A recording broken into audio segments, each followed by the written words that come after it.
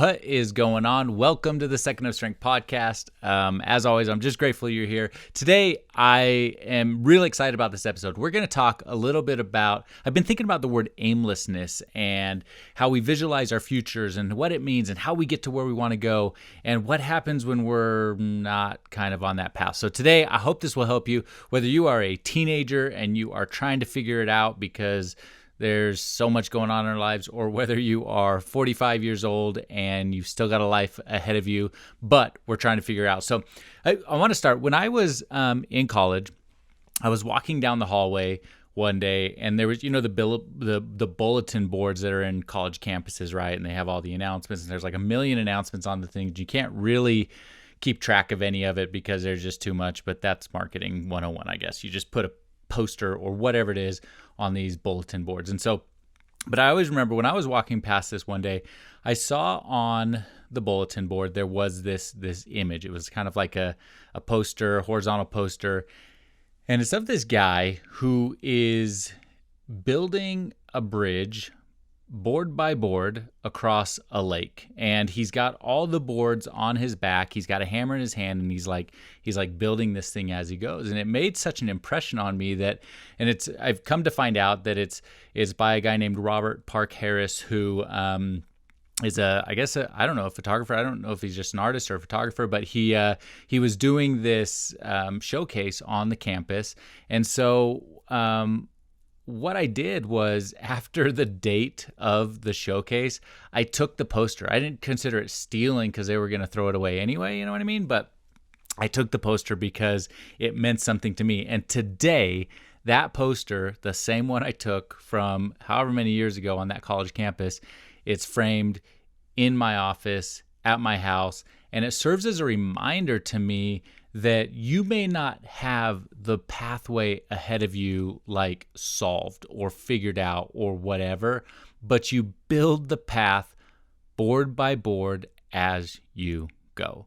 And it's always served as a reminder to me, just whatever I want to do in my life, whatever's going on, it's about putting that next board on so you can get to where you want. Now, I want to kind of step back a little bit because I've been having this thought about the word aimlessness recently, and just I think a lot of people just feel aimless, like just floundering, wandering, not knowing which direction to go, not knowing how to get there. And if you're feeling that way, I feel for you, because I have felt that so many times in my life. In just I don't know, it's just a feeling that you get, and maybe you're feeling that right now, and it's just you don't know which direction to go. You don't know how to get there. You don't know what you want. You're just in this kind of stuck state. And I've been just dwelling on that word a lot, because I want to be really clear. There's a difference between not knowing what the next step to take is in your life and feeling aimless or directionless in it.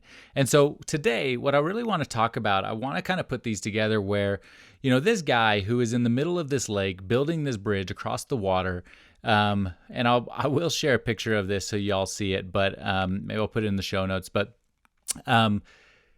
this guy is not aimless. He knows exactly what he's trying to do. He doesn't know exactly how to get there. He doesn't know the steps to take. He doesn't know any of that, but he knows that the very next step is just the next board, the next piece of the puzzle, the next thing that you want to do. And so I think as we take a step back and look at our lives, there's, in self-development world, there's always people always talk about vision boards and all of these things, and right, wrong, or indifferent, whether you do them, whether you don't, that's up to you. But I will say that I think it is really important that you have a vision for what you want in your life. What do you want your life to look like? And that may not mean that you have it all figured out. It may not mean that you, look, 10 years ago, I didn't know I was going to have a podcast. I guess podcasts probably didn't even exist 10 years ago, but 10 years ago, I didn't know I was going to have podcasts. I didn't know I was going to be a motivational speaker. I didn't know I was going to, speak on stages to teenagers and adults all over the country and Canada. I had no idea. But I did have a vision for my life. I did know that I was meant for more. I did know that I wanted great things, and that public speaking was a piece of that. It was something that I loved. I didn't know how to get there. I didn't know what that meant. I didn't know anything. I just knew that it was a piece of the puzzle that I just really loved motivating people and helping people live their best life. So it was a part of my vision board was to be on stages. And I literally have a vision board from years ago that has me on a stage and speaking. And I didn't know what that meant. I didn't know how to get there. I didn't know how to accomplish that, but I did know that it was an important piece of my personal story of the things that I wanted to accomplish in my life. There's some studies that have been done recently. I don't know how recently, but within the last handful of years, where they interviewed small business owners and if they were doing vision boards, if they had anything like that in these plans. And part of the study said 2/3 of small business owners believe that visualization helps them map and develop their plans. Okay, so on one piece, it's helping you develop your plans forward. On the other side, it said 1 in 5 of them, so 20% reported using vision boards. But the interesting piece of that is that 76 of those 20%, 76 of those people said their business is where they envisioned it would be. And I think that's the thing. So if you envision your life, if you were to sit down today and write out a few things that you want in your life, and it doesn't mean that it's like, I want to make $1 million, I want to be a bazillionaire, whatever it is. It's not necessarily that, but it's like, I want to be happier. It could be speak on stage. I want to grow a business. I want my business. I want my family to be happy. I want these things, whatever it is. It like for anything, if you're a teenager, it could be, making a sports team. It could be making a play. It could be, going to college. It could be getting a job after college. Like there's so many things that a vision board could have, and you can put lots of things on there. But the key to it is that when you do that, it starts to put you in a place where you can accomplish those things. So for the guy that is building the bridge as he goes, the vision board is that he knows he needs to get to the other side of that, right? He doesn't know exactly how to get there, but he's doing it step by step to do it. I think about, a lot of people always talk about like the phrase building the plane as you go, right? Aimlessness would be building something as you go, but not knowing it's an airplane. Building an airplane as you go, you know the goal. You know what you're trying to do. That may not mean that you know the steps to get there, but you know that you're doing it. But here's what happens.